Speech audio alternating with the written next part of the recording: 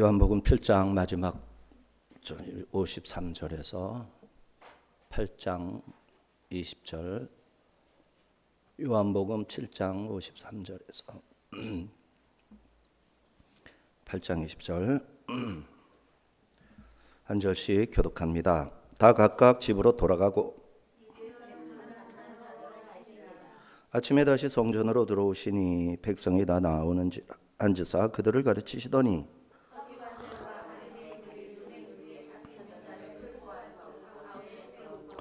예수께 말하되 선생이여 이 여자가 간음하다가 현장에서 잡혔나이다.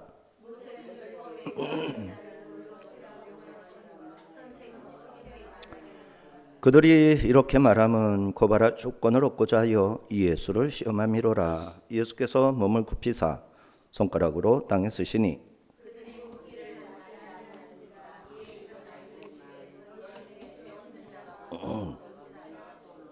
다시 몸을 굽혀 손가락으로 땅에 쓰시니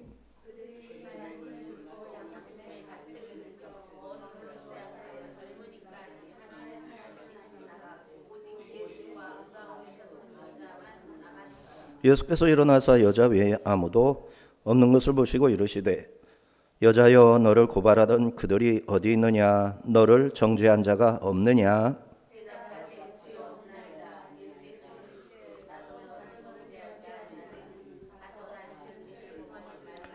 이 예수께서 또 말씀하여 이르시되 나는 세상의 빛이니 나를 따르는 자는 어둠에 다니지 아니하고 생명의 빛을 얻으리라.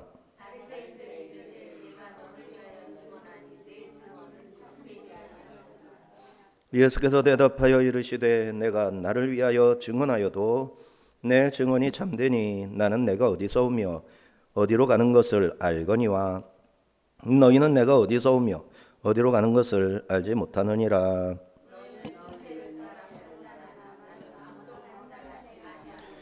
만일 내가 판단하여도 내 판단이 참되니 이는 내가 혼자 있는 것이 아니요 나를 보내신 이가 나와 함께 계심이라. 내가 나를 위하여 증언하는 자가 되고 나를 보내신 아버지도 나를 위하여 증언하시느니라.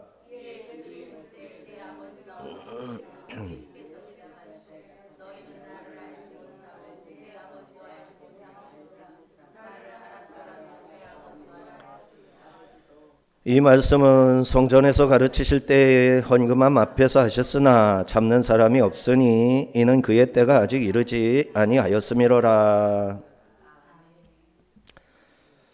예, 두 부분으로 나눌 수 있겠죠. 간음한 여인 심판, 재판, 간이 재판정이 열렸고, 그 다음에 예수님의 자기 증언, 자증, 자기 변호, 자증, 그 증언에 대하여 이제 논쟁을 하죠. 자, 53절부터 2절까지 다 각각 집으로 돌아가고 이 예수는 감람산으로 가시니라. 아침에 다시 성전으로 들어오시니 백성이 나오지라 앉으사 그들을 가르치시더니 초막절에 그 이제 일곱째 날이 끝난 거죠. 여덟째 날이 시작하는 걸로 봐야 됩니다. 이게 논쟁이 많았었는데 이번에 이제 유대 문서들 이런 거를 이제 AI를 통해 가지고 많이 살펴봤더니 명절 끝날은 7일, 초막절이 7일 동안 하잖아요. 그래서 7일의 마지막 날인 7일을 말하는 거고, 그 다음에 이제 빛에 대한 설교는 7일째는 이제 호산나 라바 해가지고 구원하소서. 제사장이 가가지고 물을 길러가지고 대제사장이 맨 앞에 서고 그 옆에 물을 같이 맨 사람이 따르고 뒤에는 사람들이 버드나무를 이렇게 흔들면서 따라가요. 성전으로 실로암 연못에서 성전으로 올라가가지고 성전 안으로 들어가서 이제 제사장의 뜰에 번제단이 있죠. 이 번제단 옆에 버드나무를 크게 잘라가지고 하나 세워놓습니다. 높이. 그 버드나무에다가 물을 주는 거예요. 그러면은 잘라놓은 거기 때문에 물을 주면 물이 있는 만큼 얘가 싱싱한 거예요. 살아있는 것처럼. 그 상태로 하면서 물을 붓고 한 바퀴 삥 돌아서 물을 붓는 거예요. 근데 7일째는 명절 큰 날, 끝날이면서 큰 날이거든요. 큰 날이라는 것은 안식일이 두 번 겹치는 거예요. 7일에 첫날이 안식일이고 끝날이 안식일이었어요. 그러니까 이번 초막절은 안식일에 시작해서 안식일에 끝나요. 그러면 8일인가요? 안식일에. 하여튼 그렇게 끝나서 안식일하고 안식일이 연결이 됐어요. 원래 안식일하고 이 초막절의 첫날 끝날이 안식일하고 겹쳐져 가지고 큰 날이 됐어요.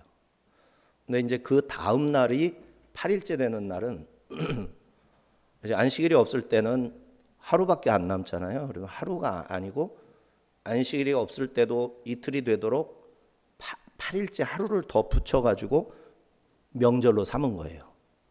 그래서 이 명절은 초막절의 7일하고 별개의 관제의 날, 빛의 의식을 하는 관제의 날이에요.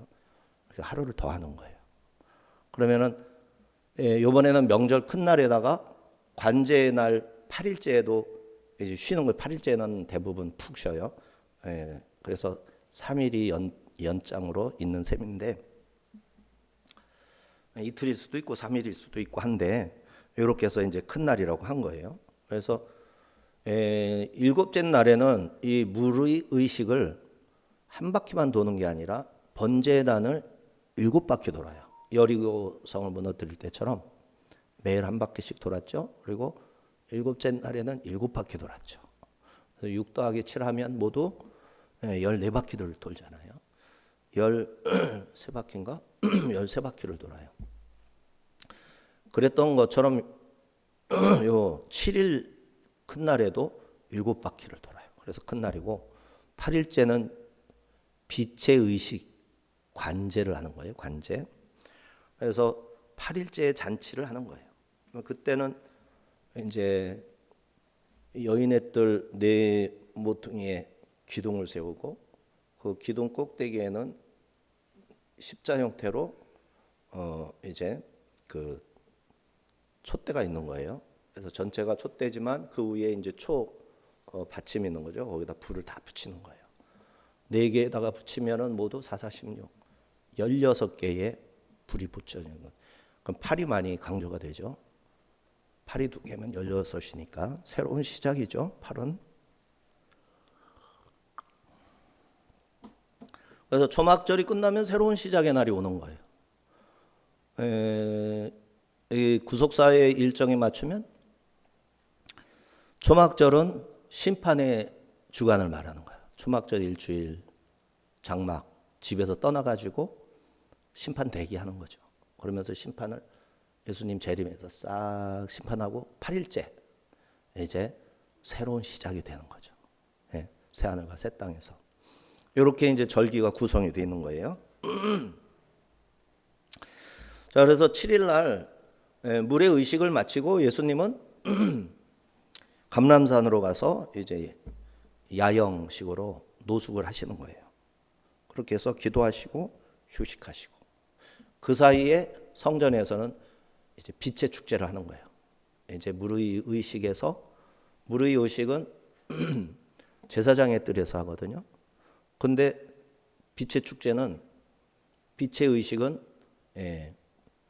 여인의 뜰로 옮겨요. 여인의 뜰로 모두 옮겨가지고 그 빛의 축제를 하는 거예요.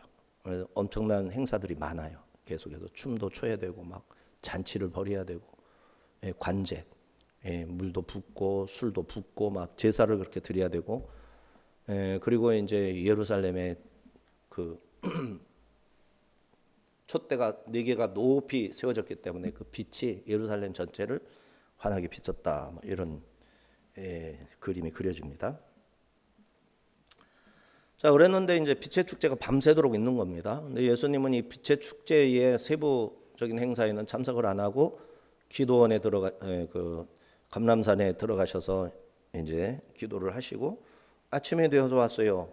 동이 틀 때 이제 나팔을 불면서 이 행사를 마치게 되는데 그걸 다 마치는 시점에 예수님이 들어오신 거예요. 그러면 이제 사람들은 여지까지 빛을 주제로 해서 밤새도록 잠도 안 자고 막 춤도 추고 막 너무너무 기뻐한 그 상황에서 예수님이 빛에 대한 설교를 하시는 게 8장이다. 7장은 물의 축제의 기간에 생수에 대한 설교를 하시는 거예요. 그래서 이 7장의 설교와 8장의 설교가 초막절에 있는 행사에 다 걸려 있어요.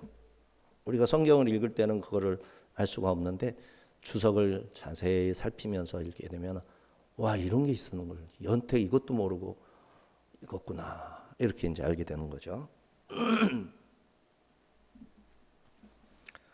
자, 예수님이 오시자 백성들이 예수님께 나옵니다. 그리고는 예수님이 그 앞에 자리를 잡고 앉아서 가르치기 시작하셨어요. 구약의 예언들과 초막절 절기가 백성을 구원하려 하는 하나님의 어떤 구속사의 계획에서 생겨난 절기라는 것을 설명을 하셨겠죠. 아침에 그랬죠. 자, 방금 설명한 대로 이제 8일째 아침인 거죠. 요걸 8일째의 행사를 쉐미니 시모네 쉐미니 8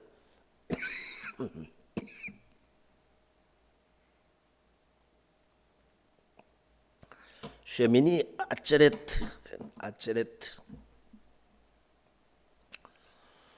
초막절하고는 좀 분리된 그런 절기로 따로 지키는 거였다. 어느덧 태양이 떠올랐고 예수님이 성전에 들어오시고 관제의 축제, 빛의 의식 끄트머리에 나타나신 겁니다. 오늘 서기관들과 바리새인들이 이제 초막절 주간에 예수님이 막 나는 생명의 떡이다 설교를 했죠. 6장에서. 7장에서는 나는 생수다. 나를 믿는 자는 그 배에서 생수의 강이 넘쳐나리라. 이런 설교하시고. 자기는 랍비인데, 자기도 랍비고 우리도 랍비인데 자기는 참 빛이고 우리는 그럼 뭐라는 얘기지? 기분이 너무 나빴어요. 바리새인들이 예수님을 잡아서 자기만 옳고 자기만 진짜고 자기만 참이고 그런 소리를 못하게 하려는 그런 시도가 이제 시작이 된 겁니다. 그래서 바리새인들이 어떻게 하다가 가늠한 여인이 이제 있는 현장을 기습해가지고 그 여자를 붙잡고 끌고 왔어요. 여자가 간음을 했으면은 남자도 같이 끌고 와야 되는데 아마도 이 남자는 이 바리새파에 속한 어떤 사람이겠죠. 그래서 빼돌린 거예요. 그리고 여자만 죄를 뒤집어 씌워가지고 끌고 왔을 것으로 보는 거는 좀 무리한 설명은 아닌 것 같아요. 그럴 수가 있겠다 싶은 거죠. 하여튼 여자가 잡혀왔습니다. 그리고 예수님 여기 앉아서 설교하고 사람들은 이제 저 앞에 이렇게 앉아있고 요 사이 가운데로 딱 재판정에 신문하기 위해서 딱 세워놓은 그런 형식으로 딱 갖다 세웠어요. 3절 5절 서기관들과 바리새인들이 음행 중에 잡힌 여자를 끌고 와서 가운데 세우고 예수께 말하되 선생이여 이 여자가 간음하다가 현장에서 잡혔나이다. 모세는 율법에 이러한 여자를 돌로 치라 명하였거니와 선생은 어떻게 말하겠나이까. 읽다 보니까 좀 화가 나지 않으세요? 현장에서 잡혔는데 왜 하나만 데리고 이게 남녀 차별이잖아 이게. 기분이 상당히 언짢아지죠. 바리새파가 좀 그런 게 있어요. 현장에서 잡혔는데 참 의기양양했습니다. 선생님이요 현장에서 이 여자 잡았습니다. 모세 율법에는 돌로 쳐서 죽여라 했는데 당신은 뭐라고 가르쳐 주기 하겠습니까? 모세보다 훨씬 똑똑한 척 하시는 당신은 도대체 뭐라고 하실 겁니까? 이런 식으로 따진 거죠. 서기관들과 바리새인들은 율법 전문가입니다. 간음에 대한 율법이 언급되었죠. 레위기, 신명기, 에스겔에 있는 말씀으로 몰아세운 겁니다. 여자를 가운데 세웠는데 공개 재판을 진행한다는 의도입니다.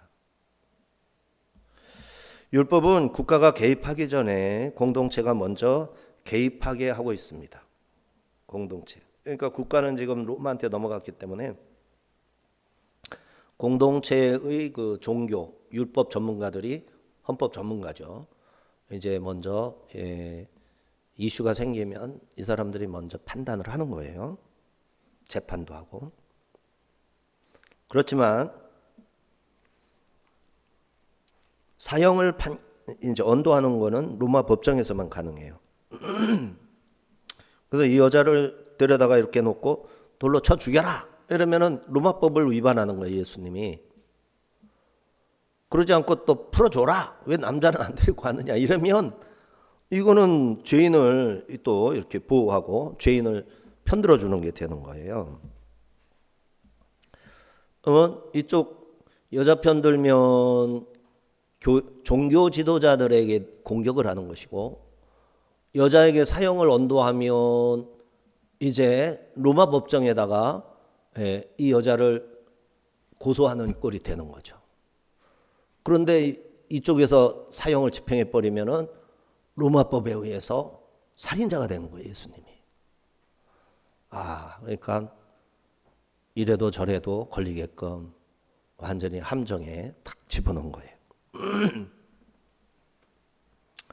그래서 예수님이 뭐라고 하든지 간에 종교법정에 고발할 거예요. 만약에 사형을 언도하면 로마 법정에 고발해가지고 로마법으로 예수님을 죽이려 들겠죠.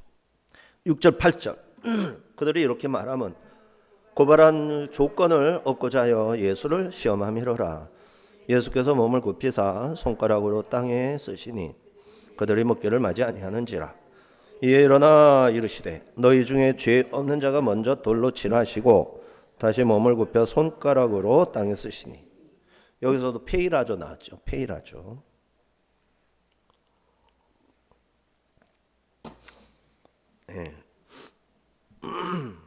뭐 이런 식이라면 에카 페이라조인 셈이죠. 그러나 어쨌든 페이라조. 자, 예수님이 서기관들과 바리새인들의 시험대 위에 올려진 셈입니다. 그들의 속셈은 예수님을 고발하려고 했던 거죠. 그래서 예수님은 말씀을 안 하시고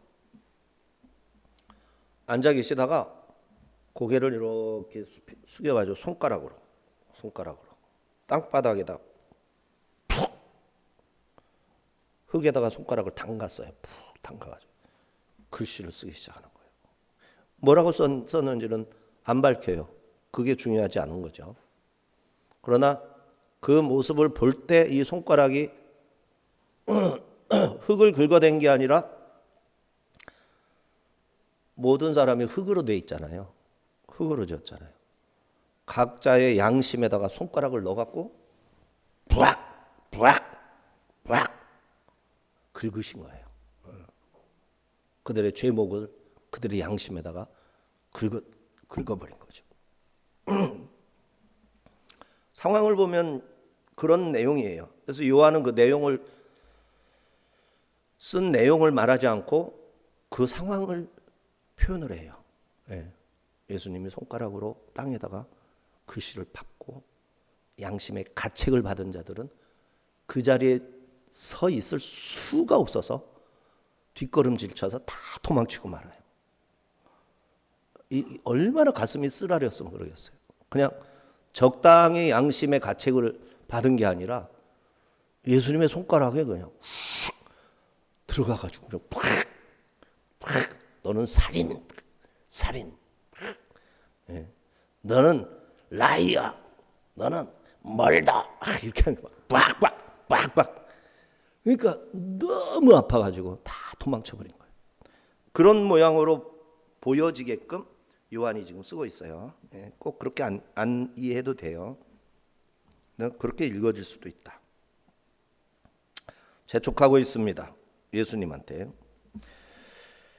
자, 근데 예수님 한 번에 쭉 쓴 게 아니라 쓰다가 스톱하시고 일어나셨어요. 앉아서 쓰다가 일어나셔가지고 하신 말씀, 너희 중에 죄 없는 자가 먼저 돌로 쳐라. 이 여자 내가 돌로 치는 게 아니다. 너희들 중에 죄 없는 자 있다면 그 사람은 돌로 쳐도 되지 않겠냐. 돌로 쳐라. 네. 죄 없는 자는 돌로 쳐라. 죄 없는 사람이 어디 있어? 다 돌 맞아 죽어야 될 것들이지. 우리도 똑같아요. 누구를 손가락질할 그게 없어요. 우리는 손가락질을 이렇게 피면 안 돼. 예수님만 피는 거예요. 그래서 이 손가락으로 뭘 하려면 땅을 푹 담가가지고 뭐 좀 쓰던가. 이거는 좀 그래요. 예, 이렇게 하면 못하게 하는 거죠. 중요한 거는 예수님의 행동이 사람들에게서 많은 것을 생각하게 만들으셨다. 그 모습을 보면서 처음에는 생각이죠. 그러다가 드디어 가책이 오고, 가책이 오더니 완전히 가슴이 찢어지고 막 파헤쳐지는 통증을 느끼게 된 거죠.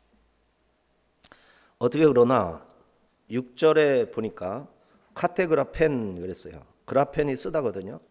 네, 카테그라펜. 카테그라펜은 마구잡이로 쓰다요. 마구잡이로. 그냥 막 쓰다요. 그러니까 우리나라에 막이란 말 있죠.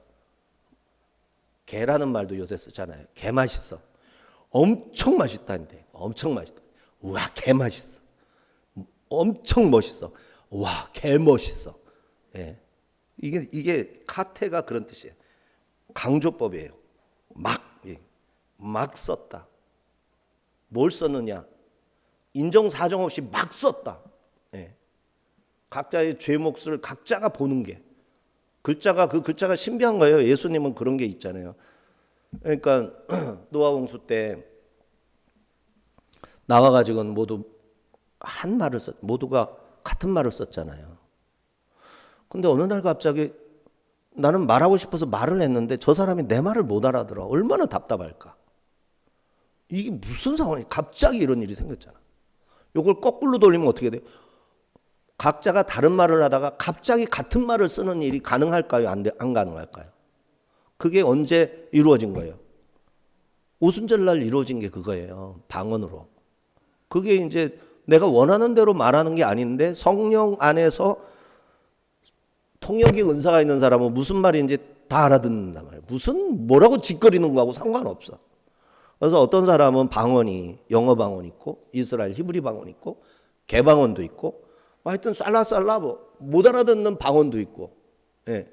그게 어느 나라 말이냐 그거 따질 것이 없어. 왜?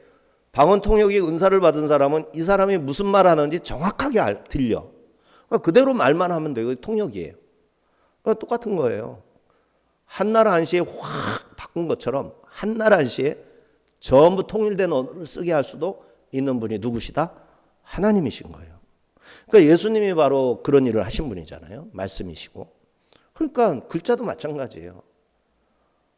모든 사람이 사용할 수 있는 글자가 있는 거예요. 그게 한글에 가깝지 않냐, 그죠? 무슨 말이든지 쓸 수 있잖아요. 우리나라 말은 무슨 말이든지. 근데 한글 가나다라 요거 1시간에서 2시간 정도만 공부하면 모든 사람이 글자로는 소리는 다 적을 수 있잖아요. 무슨 뜻인지는 또 해석을 해줘야 되지만.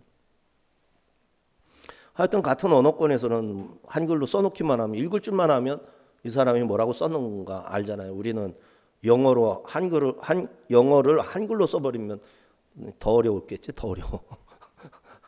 자, 이런 게 특별히 있는 거죠. 그러니 예수님이 지금 땅에다 글씨를 썼다를 우리의 편견을 가지고 이랬을 것이다, 저랬을 것이다 너무 많이 따질 필요는 없어요. 중요한 거는 뭡니까? 마구 거침없이 쓰셨다. 그리고 그것을 본 사람들은 양심의 가책을 받아서 거기에 서 있을 수가 없어서 뿔뿔이 도망치고 말았다. 특히 누구부터? 예수님께 여자를 끌고 와서 모세의 율법에는 돌로 치라 했는데 당신은 뭐라고 하겠습니까? 하고 덤볐던 그 사람부터 가슴에 있는 통증 때문에 못 견디고 도망갔다. 이거는 확실한 거예요. 자, 분노하고 격앙된 대적자들의 가시돋친 언어를 몸을 굽혀 땅에 글을 마구 쓰심으로 대응하셨죠. 예수님은 이러한 행동으로 그들의 호기심을 자극하셨고 그들은 더욱 조바심을 일으켰습니다. 그러나 8절에 죄 없는 자가 먼저 돌로 쳐라 하신 후에 또 쓰셨어요. 이때는 카타가 없었어요. 카타 그라펜인데 여기서는 에그라펜. 아까는 카타그라펜이에요. 그래서 에그라펜은 편안히 쓰신 거예요. 근데 카타그라펜은 막 거칠게 쓰신 거예요. 근데 이제 나중에 쓰실 때는 에그라펜. 자기 성찰적이고 내면 지향적으로 군중들의 심리를 이렇게 읽어서 그들이 부정할 수 없는 어떤 처음에 카타그라펜은 막 이게 뭐야 막 분노심도 나오고 막 어쩔 줄 몰라 하고 이런 마음이었는데 두 번째 그라펜 할 때는 그 글을 보는 순간 모든 사람이 반박을 할 수 없고 내면으로 그게 쑥 와닿으니까 견디지를 못하게 했다라는 뉘앙스가 사용한 단어 속에 있다는 거예요. 땅에 깊이 패이도록 손가락으로 글을 쓰시는 예수님의 모습을 바라보는 자들은 벨사살 왕이 성전 기물을 꺼내와라. 예루살렘 성전에 쓰던 이게 바로 그 잔이냐? 이걸로 술을 따라라. 이랬던 벨사살. 갑자기 손가락이 나와서 벽에다가 그냥 벽이 돌로 했을 거 아니에요. 그래도 이게 페르시아 궁전인데 돌에다가 손가락이 하나 탁 나타나더니 침 발라가지고 쓴 게 아니라 손가락이 쑥 들어가서는 빡빡 매네 대기에 우빠를 신 이렇게 쓴 거예요. 그런데 페르시아거든. 뭐라고 한 거예요? 너를 저울에 달아보니 무게가 좀 모자란다. 이런 뜻이란 말이에요. 너를 달아보니 무게가 모자란다. 너를 왕으로 더 이상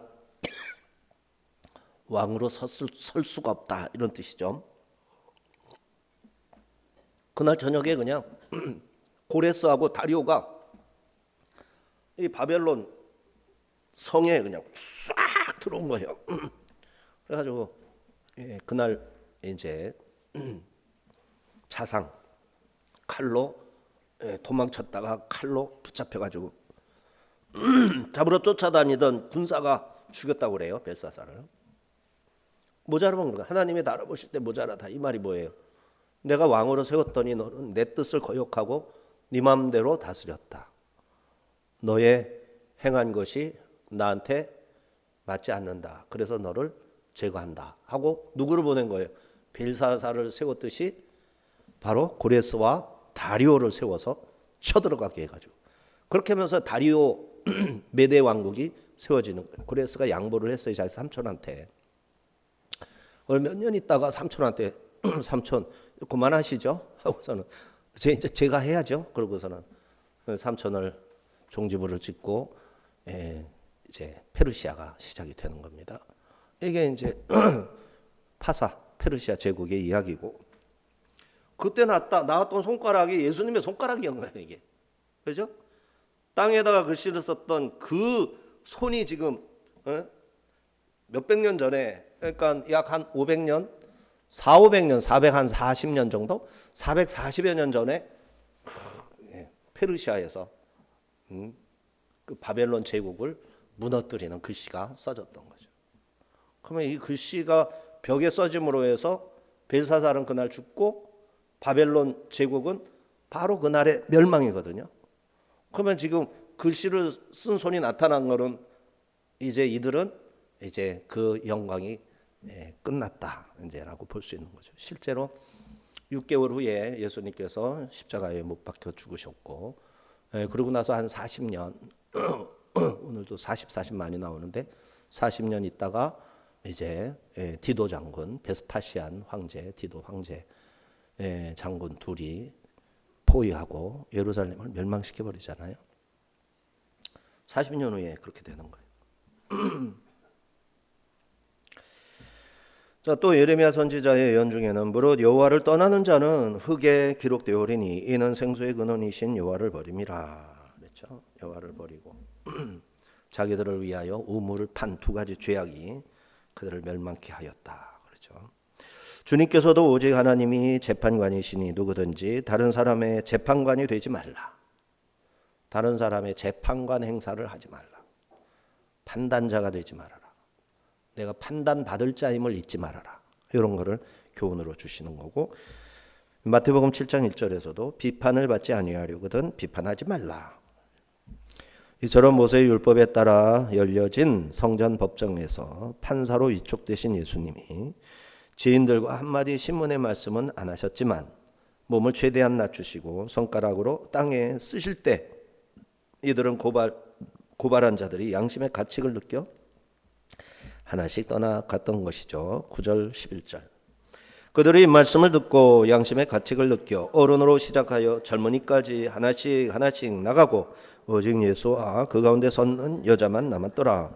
예수께서 일어나사 여자 외에 아무도 없는 것을 보시고 이르시되 여자여 너를 고발하던 그들이 어디 있느냐? 너를 정죄한 자가 없느냐? 대답하되 주여 없나이다. 예수께서 이르시되 나도 너를 정죄하지 아니하노니 가서 다시는 죄를 범하지 말라 하시니라. 자, 그래서 처음 글씨를 쓰고 너희 중에 죄 없는 자가 먼저 돌로 치라. 그 다음에 다시 부드럽게 쓰시고, 이런 과정에서 다 혼이 나갈 정도였고, 야, 내가 살아남으려면 도망치는 수밖에 없다 하고서는 다 도망한 겁니다. 그랬더니 예수님하고 이 여자만 남게 되었어요. 예수님이 일어나셔가지고 그 여자에게 여자여 너를 고발하던 그들이 어디 있느냐? 너를 정죄한 자가 없느냐? 그랬더니 뭐라고요? 주여 없나이다. 그러자 예수님께서 나도 너를 정죄하지 않으니 가서 다시는 죄를 범하지 말라. 자, 이 말씀에서 이 사람들이 도망가야 했던 이유를 알 수 있죠. 정죄하는 자, 교만한 자, 판단하는 자들은 예수님의 손가락 앞에서 견딜 수가 없는 거죠. 우리도 예수님의 손가락 앞에서는 누가 거기 서 있을 수 있냐? 겸손한 사, 그죠? 그 다음에 자신의 죄를 돌아보면서 회개하는 사람. 이런 사람들은 예수님의 손가락이 나타났을 때 그냥 서 있을 수 있는 거예요. 예수님의 손가락이 탁 나타났는데 교만한 자, 겸손하지 못한 자, 판단하는 자, 이런 사람들은 견디지는 그 통증을 견딜 수가 없는 거예요. 그 무서움에.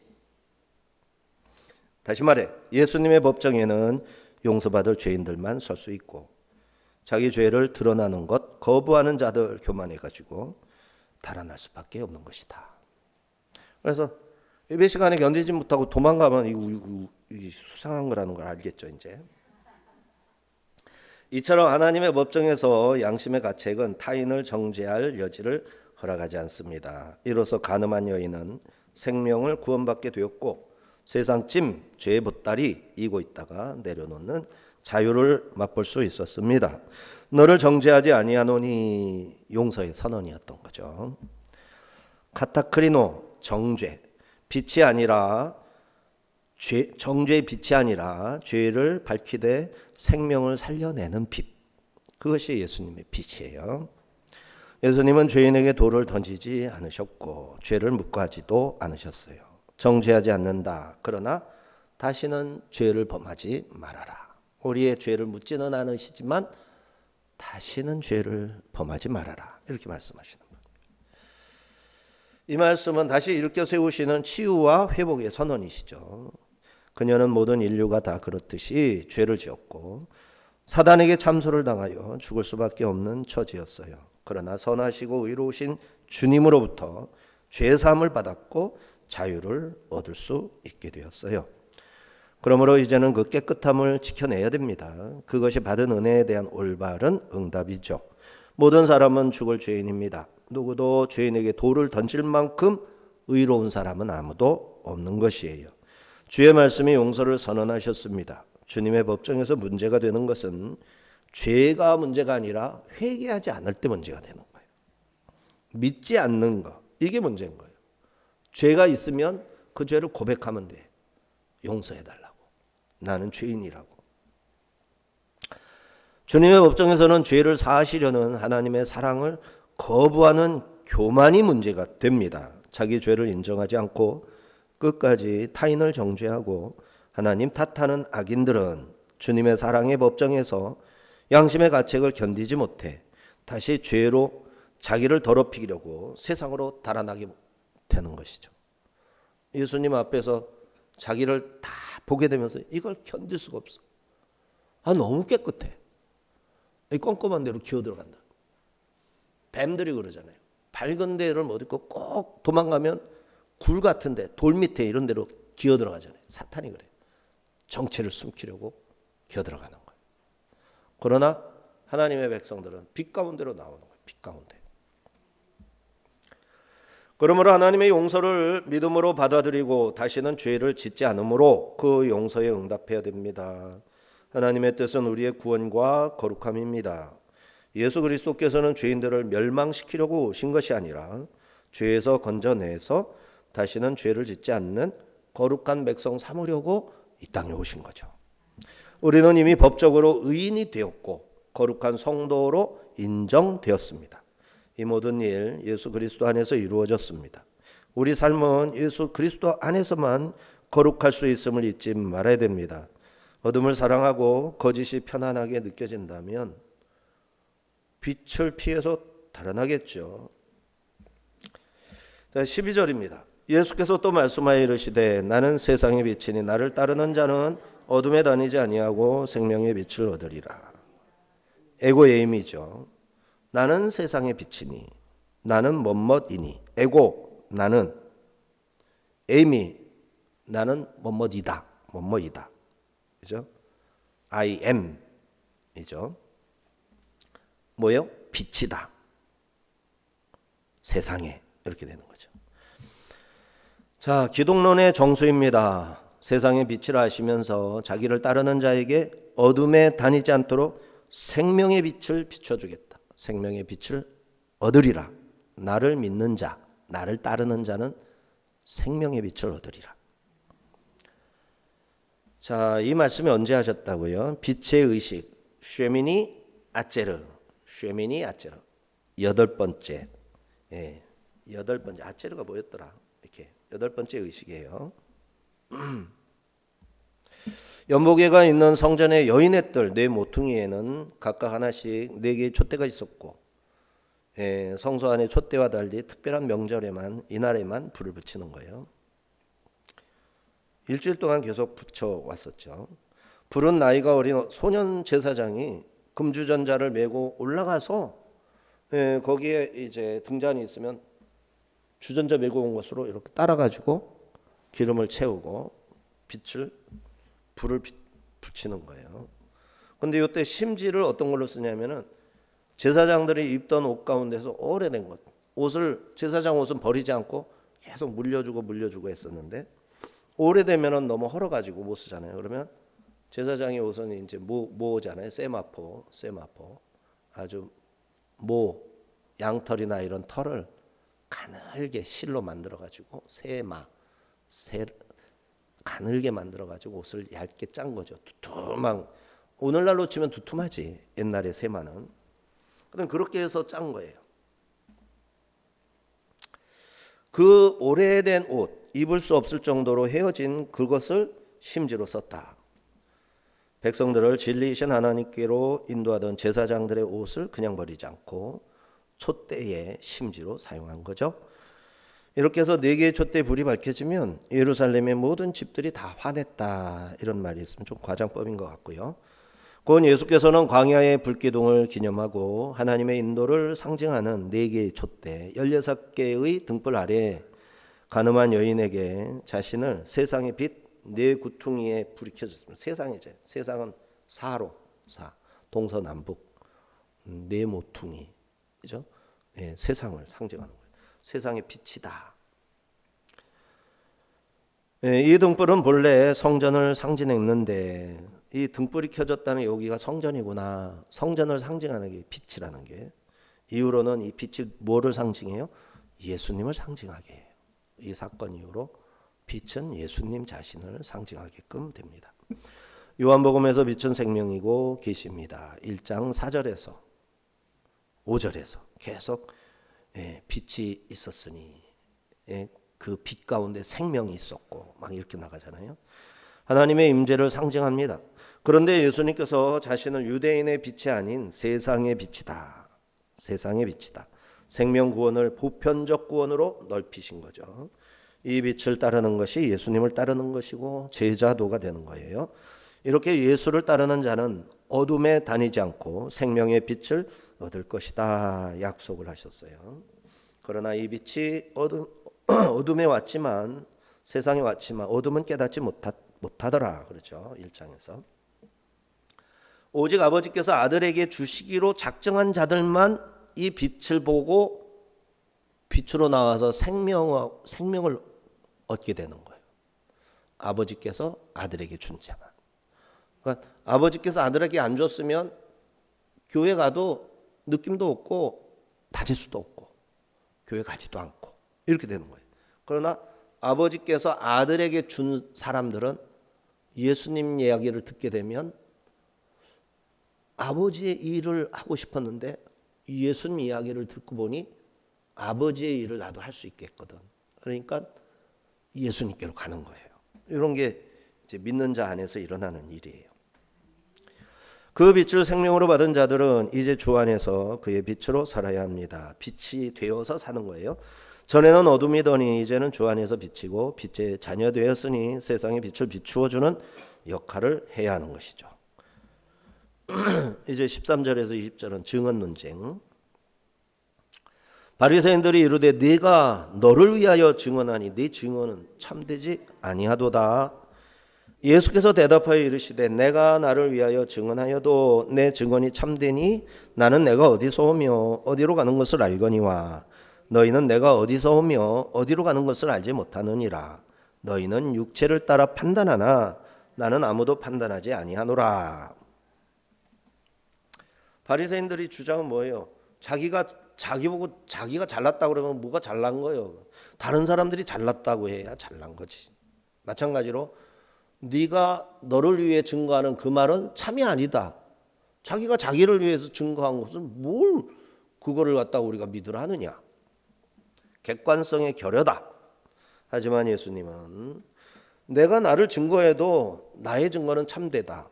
왜냐하면 내가 누구인지 너희는 알 수가 없고 내가 본 것을 너희들은 본 적이 없고 내가 온데 어디서 왔는지 거기를 너희들이 알 수가 없고 왔다가 다시 돌아갈 건데 다시 돌아갈 일을 너희들이 알 리가 없어. 그러면 누가 그거를 증거해줘? 그거를 처음부터 끝까지 다 친히 경험하신 분만 증거할 수 있는 거지. 그래서 나는 참이다. 내 증거는 참이다. 목마른 자에게 생수가 되고 세상에 생명의 빛을 비추는 일, 절대로 일반적인 일이 아니라 오직 나만이 할 수 있는 일이기 때문에 내가 나를 증거할 수밖에 없고 그렇기 때문에 내 증거라도 그거는 참이다. 거짓이 아니고 참이다. 예수께서 담당하신 이 일 아는 자 아무도 없습니다. 하늘에서 온 자만 할 수 있는 일이고 하늘에서 보내신 이만이 아는 일입니다. 주님의 출발지와 도착지는 아버지와 아들만 알지요. 주님이 어디에서 오셨는지 또 어디로 가실지 아는 이 아무도 없고 그곳에서 오신 이 그곳으로 돌아가실 이 오직 예수님만 아십니다. 유일하신 주님을 위해 증언할 자 오직 자기 자신뿐입니다. 다시 말해 예수님의 신성을 객관적으로 보증할 수 있는 그 누구도 이 땅에는 없다라는 것이죠. 천사도 또 그거 한다고 될 일이 아니에요. 왜냐하면 천사가 신적 이 본질을 가지고 있는 게 아니잖아요. 유사한 약간 신비한 이러한 신비한 존재이지만 신적 하나님과도 같은 것은 아니죠. 천사는 심부름하는 이죠. 그래서 오직 신성을 가지신 이기에 신성을 가지신 분만 증거할 수 있기 때문에 스스로밖에 증언하지 못하는 것이다. 그러나 바리새인들은 하나님의 아들이 신적 본질을 육체를 따라 판단하고 있죠. 자기들은 육체인데 그 신비한 신적 본질로서의 예수님을 감히 어디를 판단해? 2차원에서 어떻게 3차원을 3차원에서 어떻게 4차원을 이해를 해? 안 되는 거잖아요. 즉 외모로 예수님을 판단했습니다. 기준이 될 수 없는 것을 근거로 판단을 하고 있죠.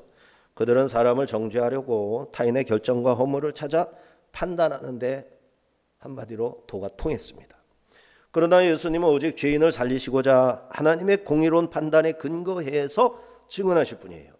예수님은 가늠한 여인도 정죄하지 않으셨고 죄인을 구원하시려고 이 땅에 오셨기 때문에 정죄하지 않고 나도 너를 정죄하지 아니하노니 다시는 죄를 범하지 말라 이렇게 말씀하실 수 있었죠. 마지막 날에 악을 행한 자들을 다 불러내 공의로 심판하실 것입니다. 16절 18절입니다. 만일 내가 판단하여도 내 판단이 참되니 이는 내가 혼자 있는 것이 아니요 나를 보내신 이가 나와 함께 계심이라. 너희 율법에도 두 사람의 증언이 참되다 기록되었으니 내가 나를 위하여 증언하는 자가 되고 나를 보내신 아버지도 나를 위해 증언하시느니라. 두 번째 증언 및 판단에서는 증인이 2명 이상 되어야 된다라는 얘기하시는 거예요. 그러니까 증인 요건에 부족하다라고 보는 이들의 입장을 이제 대응하신 거죠. 이스라엘의 법정에서 오직 2명 이상의 증인이 동일하게 증언할 때만 증거로 인정됩니다. 스스로에 대한 변론, 스스로에 대한 판단, 객관성의 결여로 인해 인정할 수 없다라고 하는 것에 대한 답변이죠. 주님은 자기 혼자만의 판단이 아니라 자기를 보내신 이가 함께 계시면서 판단하는 것이다 했습니다. 예수님 자신을 위한 증언이 혼자만의 증언이 아니고 신적 본질을 가지고 계신 아버지께서 지금 함께 하시면서 자기를 위해 증언하고 계신 것처럼 예수님 자신의 판단도 아버지께서 함께 하시는 것이다. 예수님은 하나님으로부터 홀로 오셨습니다. 독생자이기 때문이죠. 둘이 아닌 혼자이기에 홀로 오셨고 홀로 왔기에 스스로 증거해야 합니다. 하지만 예수님이 홀로 계신 것은 아닙니다. 아들을 보내신 아버지께서 아들과 함께 하시기 때문이죠. 아버지와 아들은 사람이 아니시기에 사람에겐 낯선 존재입니다. 그러나 사람에게는 낯설어도 하나님으로서는 아버지와 아들이 항상 함께 하시는 것이죠. 아버지께서는 아들이 세례를 받으실 때 그리고 변화산에서 제자들과 함께 계셨을 때 아들과 함께 하시는 것을 하늘로부터 들려지는 음성을 통해서 친히 증거해 주셨죠. 19절 20절입니다. 이에 그들이 묻되 네 아버지가 어디 있느냐? 예수께서 대답하시되 너희는 나를 알지 못하고 내 아버지도 알지 못하는도다. 나를 알았더라면 내 아버지도 알았으리라. 이 말씀은 성전에서 가르치실 때 헌금함 앞에서 하셨으나 잡는 사람이 없으니 이는 그의 때가 아직 이르지 아니하였음이로라. 앞에서 예수님은 나를 보내신 아버지가 나와 함께 계신다.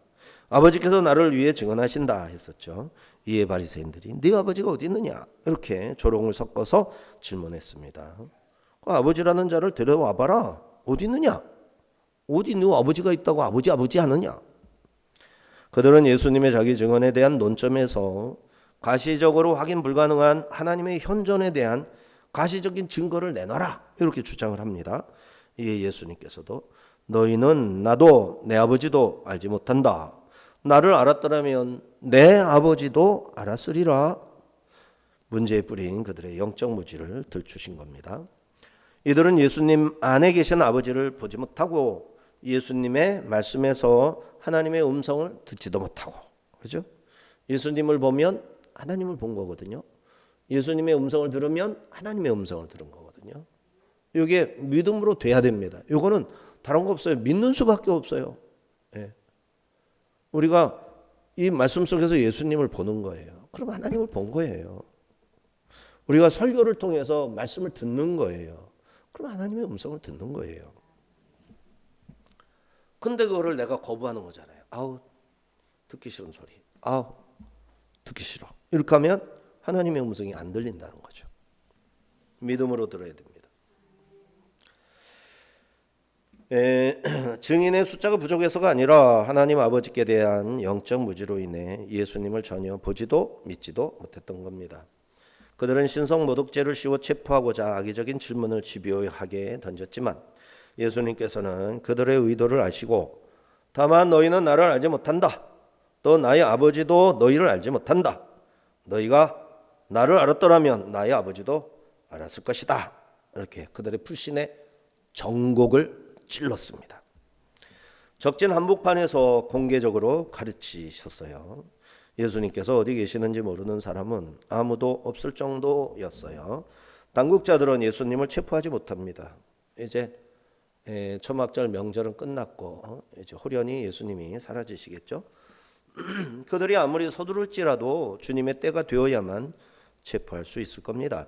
그러므로 위에 예수께서 잡히셨던 것은 무능하기 때문에 잡힌 게 아니라 자기 백성의 죄를 대신해 죽어야 할 때가 되었기 때문에 잡혔던 것이죠. 구속을 위한 모든 사건들은 하나하나 철저하게 정조준되어 이루어지는 것으로 이는 주님이 지혜이시기 때문에 가능한 일이었던 겁니다. 자, 이렇게 8장 12절이야. 빛. 주님은 죄를 밝히실 때 사람을 살리는 빛으로 밝히시는 겁니다. 주님은 여인의 죄를 묵과하지 않으셨고 땅바닥에 글을 쓰심으로 고발자들의 양심을 찌르셨고 여인에게는 다시는 죄를 범하지 말라 단호하게 말씀해 주셨습니다. 그러나 주님의 빛은 태우고 죽이는 빛이 아니라 어둠 속에 숨은 죄인을 끌어내서 다시 시작할 수 있는 기회를 주시는 치유의 빛인 거죠. 오늘 우리도 주님의 그 눈부신 용서 앞에 서 있습니다. 예수님은 여인에게 나도 너를 정죄하지 아니하노라 하시는 말씀으로 자유를 선포하셨습니다. 이는 우리에게도 자유를 선포하신 말씀이죠. 고발자들은 다 떠났고 이제 주님만이 우리와 함께 하십니다. 이게 복음의 핵심입니다. 주님이 우리와 함께 하시는 거죠.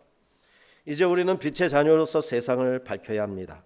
성전의 등대가 예루살렘 전체를 환하게 비췄던 것처럼 순례자들의 길잡이가 되었던 것처럼 주님을 따르는 우리는 세상의 어둠을 밝히는 빛이 되어야 합니다. 주님께서는 나를 따르는 자는 어둠에 다니지 아니하리라 약속하셨습니다. 내 안에 주님의 빛이 있으니 더 이상 타인을 정죄하는 도를 들지 말아야 하겠습니다. 그 대신에 상처 입은 이들의 길을 비추는 사랑의 심지가 되어야 하겠습니다. 주님의 때는 완벽했어요. 우리를 구원하시기 위해 정조준된 그 사랑이 오늘 우리를 이 자리에 있게 했습니다. 이제 정죄의 어둠에서 걸어나와 생명의 빛 대신 주님과 함께 당당하게 거룩한 삶의 여정을 시작해야 하겠습니다. 기도합니다.